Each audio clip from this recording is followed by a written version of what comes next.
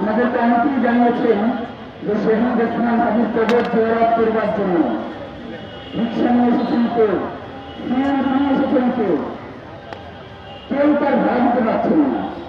ভাড়া দিতে গেলে তার চোখ ছলমল করে উঠছে, কান্না করছে না। গতকালকে আমরা যাচ্ছিলাম আমাদের সেন্টারে, ভাড়া দিতে গেছি, তুমি কান্না শুরু করে দিচ্ছেন না। আমরা তার ভাড়া দিতে পারি না। এই যে মানুষের ভালোবাসা, এই যে মানুষের দরদ ওসমান হাদির প্রতি, এই দরদ দিয়ে বাংলাদেশের জনগণকে কখনো আলাদা করা যাবে না। শহীদ ওসমান হাদিকে কখনো বাংলাদেশের জনগণ থেকে বিচ্ছিন্ন করা যাবে না।